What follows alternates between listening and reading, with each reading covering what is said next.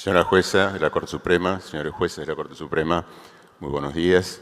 Muchas gracias por permitirme estar aquí como amicus curiae.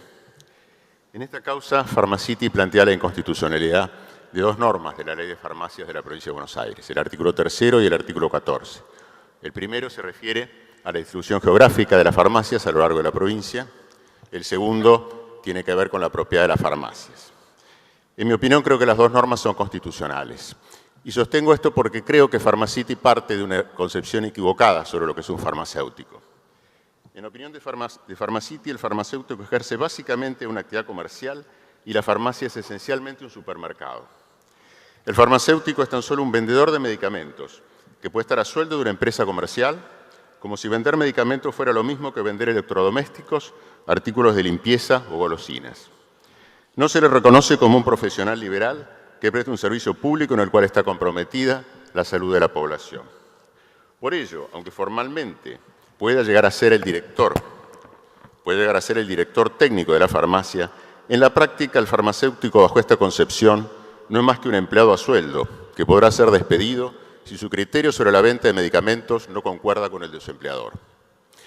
Esta concepción es sumamente riesgosa, pues implica que el farmacéutico ya no tiene libertad en la elección de los medicamentos que vende ni de los laboratorios en los cuales adquiere esos medicamentos. Su actividad está regida principalmente por el fin de lucro y probablemente será más importante una línea de descuentos en el precio del medicamento que la calidad misma del medicamento. Uno de los argumentos que utiliza Pharmacity para impugnar el artículo 3º de la ley es el del monopolio. Dice Pharmacity que este monopolio impide el acceso al mercado de farmacias. Esto ya demuestra una actitud típicamente mercantilista de aproximación a las farmacias. Tengo para mí que acusar a los farmacéuticos de ejercer un monopolio de la titularidad de farmacias es como acusar a los abogados de ejercer un monopolio en los estudios jurídicos. Es más, pensemos que los abogados ejercemos el monopolio de un poder del Estado. Para ser juez hace falta ser abogado. Para litigar ante los tribunales hace falta ser abogado. ¿Quién podría decir que este monopolio es ilegal? Se trata de una cuestión inherente a la profesión, como lo es en el caso de los farmacéuticos también. Ahora bien, de acuerdo a las propias manifestaciones de Pharmacity, deberíamos preguntarnos quién es el que ejerce o pretende ejercer realmente el monopolio. Basta con leer la demanda presentada en estos autos para comprender los alcances del plan económico de Pharmacity, lo que ella llama el plan económico para la provincia de Buenos Aires. Pharmacity dice que ya tiene más de 100 farmacias en la ciudad de Buenos Aires y en otras provincias. Afirma que ha venido expandiéndose regionalmente, que cuenta ya con más de 3.000 empleados, que posee centros de distribución en la ciudad de Buenos Aires y Córdoba, que es propietaria de una droguería. Me pregunto entonces, ¿qué farmacéutico de la provincia de Buenos Aires es propietario de 100 farmacias y tiene 3.000 empleados a su cargo? ¿Quién ejerce entonces un monopolio, Pharmacity o los farmacéuticos de la provincia de Buenos Aires?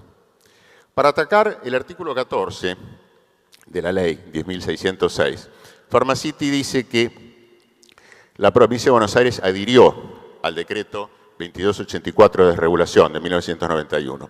Es cierto que adhirió, pero adhirió parcialmente. No adhirió en lo que se refiere a la regulación estricta de las farmacias.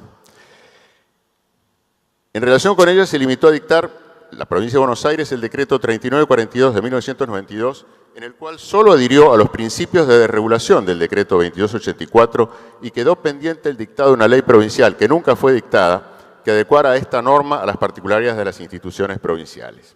Ello quiere decir que la provincia de Buenos Aires nunca adhirió al régimen del decreto 2284 en lo que se refiere específicamente al régimen de propiedad de las farmacias. También se dice que el decreto 2284 es una ley de derecho común. Esto lo sostiene la Procuración equivocadamente, la Procuración General equivocadamente en su dictamen.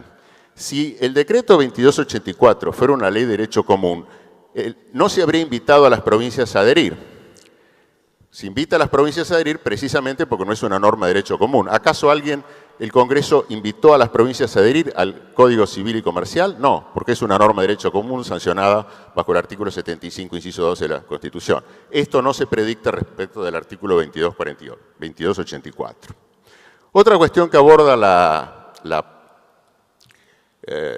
Procuración General es la cuestión de la capacidad. Y dice que la regulación sobre la propiedad de las farmacias tiene que ver con la capacidad. Esto es un juicio, a mi juicio, errado. ¿Por qué? este error es manifiesto porque confunde la capacidad civil, entendida como la aptitud para adquirir derechos y contraer obligaciones, según el artículo 22 del Código Civil y Comercial, con los requisitos legales para ejercer una determinada actividad. Alguien puede tener capacidad civil general, pero aún así puede no reunir los requisitos legales para ejercer una determinada actividad. Así, por ejemplo, alguien puede tener capacidad civil general, pero puede necesitar estar inscrito en un determinado registro para ser importador o exportador. Esto no limita su capacidad civil, simplemente son requisitos que establecen las leyes. También para la venta o obtenencia de ciertos productos, por ejemplo, las armas de fuego, se requiere una determinada habilitación especial. En el caso de las armas de fuego se requiere una habilitación de la Agencia Nacional de Materiales Controlados, ex-RENAR. Todas estas regulaciones son locales y en el caso de las farmacias, esta es una regulación local, pues la Ley 10.606 define a las farmacias como un servicio público, norma esta que no ha sido impugnada, norma esta del artículo 1 de la Ley 10.606 que no ha sido impugnada por Pharmacity, es decir, Pharmacity admite que el farmacéutico lleva a cabo un servicio público y la regulación de los servicios públicos es una actividad local. Pretender regular todos los servicios públicos de una manera general por normas de derecho común atenta contra el sistema federal, es un principio unitario de gobierno. De modo tal que creo que esta distinción entre la capacidad civil y los requisitos para llevar adelante una determinada actividad es fundamental en este caso. También llama la atención cierta jurisprudencia citada por Pharmacity. Me refiero a dos casos. Uno es el caso Diócesis de San Martín de la Iglesia Católica, el caso de Cáritas. En ese caso a Cáritas, esa Corte Suprema, Vuestra Excelencia, admitió que Cáritas pudiera distribuir medicamentos. Ahora bien, ¿podemos comparar a Cáritas con Pharmacity? Cáritas es una entidad religiosa de bien público que persigue fines estrictamente sociales, no tiene fines de lucro. Nada de esto es predicable respecto de Pharmacity.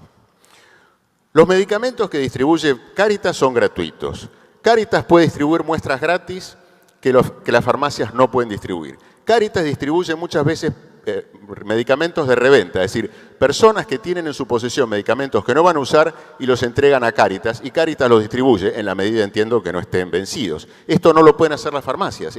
Llamémosle mercado secundario, el remedio no lo pueden hacer las farmacias. Las farmacias tienen que vender remedios de primera mano. Todo ello indica que todos los principios que infunden el caso Cáritas, el caso Diócesis de San Martín, no son análogos ni aplicables estrictamente al caso de Pharmacity. Insisto, Cáritas no es Pharmacity, son dos entidades muy distintas. Otro caso que llama la atención, que cite la actora, es el caso Lewis Liggett versus Baldrige de la Corte Suprema de los Estados Unidos, porque este es un caso es un caso resuelto por la Corte de los Estados Unidos hace exactamente 90 años. Es un caso fundado en el espíritu de 1920, una época en la cual el derecho individual de propiedad primaba sobre todos los otros derechos. No es el caso de la Argentina hoy, ni siquiera es el caso de la jurisprudencia de los Estados Unidos hoy. En aquella época, la Corte de los Estados Unidos era un tribunal extraordinariamente conservador, cuyos fallos estaban orientados principalmente en esa dirección. Un ejemplo típico del espíritu de esa época está reflejado en el caso Atkins versus Children's Hospital, del año 1923, en el cual se protegió a rajatabla la libertad individual de contratación al declarar inconstitucional la ley de salarios mínimos de mujeres y niños vigentes en el Distrito de Columbia. Este era el espíritu en el cual fue dictado el fallo que cita Pharmacity. Creo que estamos en una época completamente distinta. En síntesis, creo que las normas impugnadas son constitucionales, constituyen una reglamentación razonable de los derechos constitucionales y no deberían ser declaradas inconstitucionales. Muchas gracias. Habla a continuación el licenciado Sebastián López Pereira.